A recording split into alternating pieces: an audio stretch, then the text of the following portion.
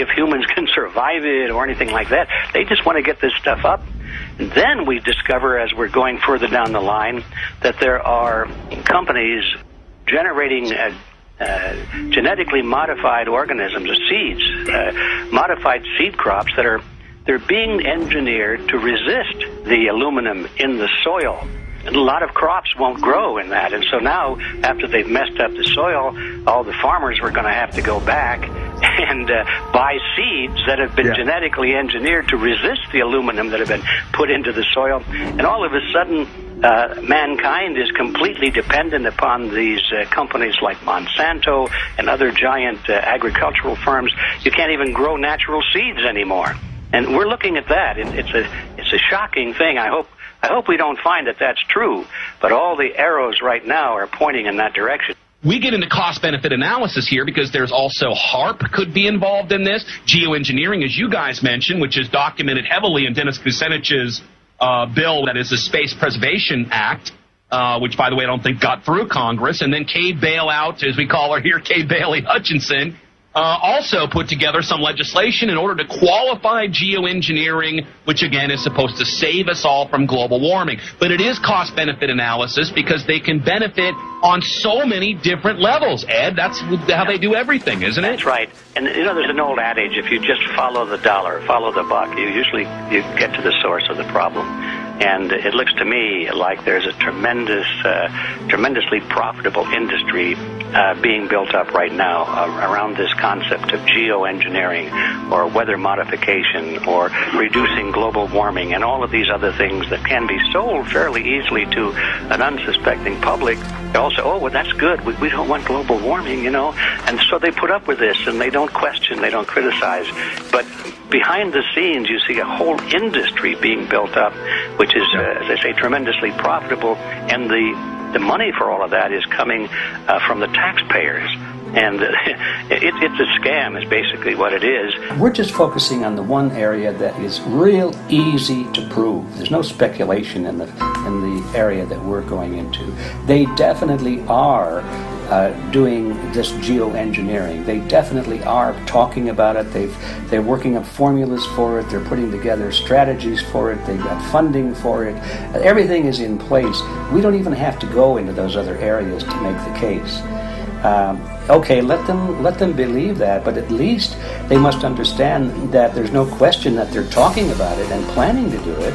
And so shouldn't they be equally alarmed about what they're going to do if it can be shown that barium and aluminum and some of these other toxic metals are very destructive to the planet and destructive to human health?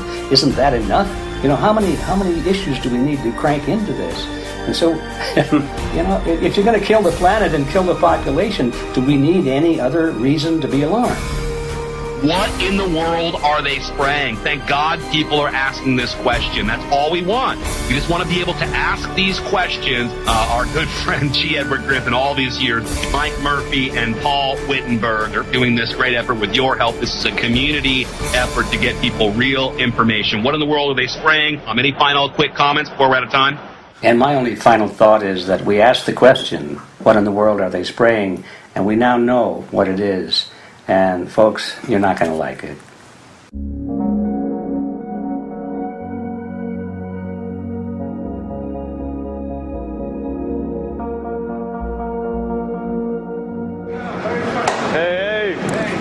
I'm Peter Vreke. I'm from Belgium. I'm 54 years old. I can't believe it myself. I'm a very happy and grateful person. We are doing the job the police, the Justice Department, or the Environmental Department should have been doing. And it's really essential that it's going to be a grassroots revolution. I think so. God is on our side because we are not fighting against, but for. Yes, we're fighting for. I was in the council for about 25 years and also a period as the mayor. So from that moment on, 10 years ago, everything started to change. I started to get a picture of what is really going on. And it became crystal clear to me that we, humankind, have been manipulated and dominated and exploited for centuries So, and this chemtrail phenomenon made me angry because I was so helpless. You can decide what food you're going to eat, whether you're going to smoke, what water you're going to drink, what kind of life you're going to lead, but not with this phenomenon. Then you are just a victim. It's only a game. And there have to be good guys, and there have to be bad guys. And luckily, we are in the position to be able to play the role of the good guy who has the chance and the opportunity to overcome. The relays that we shared with them, my heart just dropped because it was such a beautiful way to live and such a peaceful way to live. I left thinking, what's this going to be like in 10 years? Is everything going to be killed off on the property? And if it is, how are they going to get their food source? Are they going to have to take a class, you know, and get certified by company XYZ? And what are the requirements for that? And that really is the end of freedom. I'm concerned about that. I definitely, I really am. Yeah. I learned to say everything is now as it has to be now. And everything is going to be okay. It's going to be all right. It's going to be okay. Yeah. Yes. I have this deep feeling that in the end we will prevail because we have the right on our side. The cosmos is helping us. And I have this strong feeling that we are being supported by entities and by forces we can't even imagine.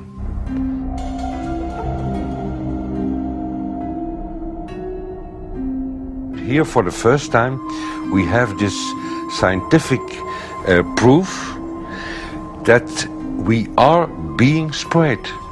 We are being spread, and it's incredible and it's hard to believe, but we are being spread. I think at this moment to stop is not an option.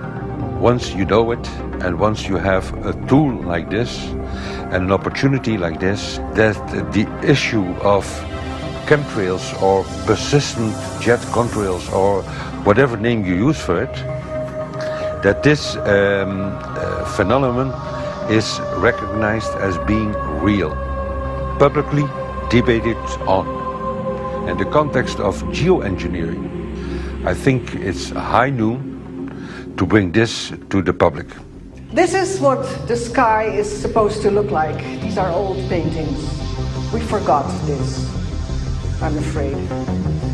In the years that I have been a medical research journalist, I have looked at many things, and I found the same three issues in whatever I'm looking at. And that is that we are being dumbed down, we are being made sicker, and we are being made infertile. Citizens gathered from around the world in Belgium for the first International Chemtrail Symposium. The event attracted leading professionals, politicians, and activists who discussed the health, environmental, and social implications of these programs. Today it's only going to be about facts, documents, figures, patents, licenses, everything that brings us to the truth. We have no other weapon against this vast complex than exposing and bringing their dark works in the light of the truth.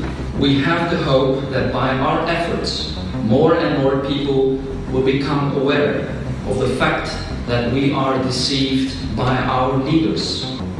So today, we, as a family, join forces with the people who publicly made known to the world that chemtrails are not a conspiracy theory, but a conspiracy fact. From the Technische Universiteit Delft in the Netherlands. Ladies and gentlemen, please welcome Koen Vermeeren.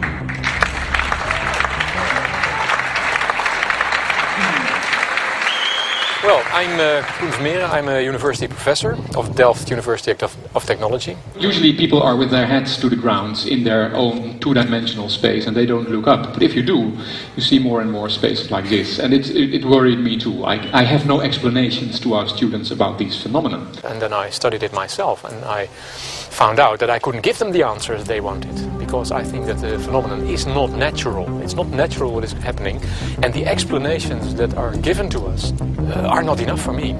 If you look at them from a scientific point of view, the first thing a scientist does is trying to explain something. Because I'm smart and my students are not as smart yet, so I have to give them answers to questions. But if you ask most scientists honestly, they cannot answer all your questions. If people are using climate control over our heads, I want to know about it. I want to know the consequences, I want to know the health impact, I want to know everything. I need, as a teacher in my university, to give answers to my students. And they have good questions. And I don't have the answers, and I want to know. Excellent. And we should discuss this. Ladies and gentlemen, for here you in the auditorium and for all over the world, Michael Murphy.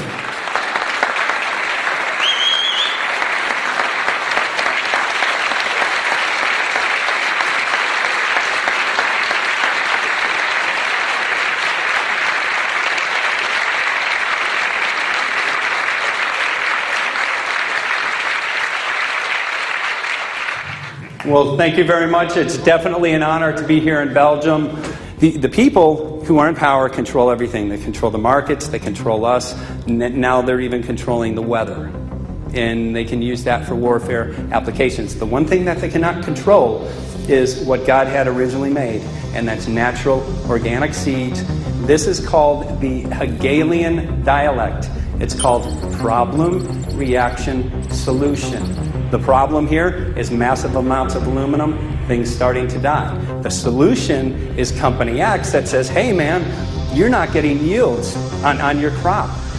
Everything's dying.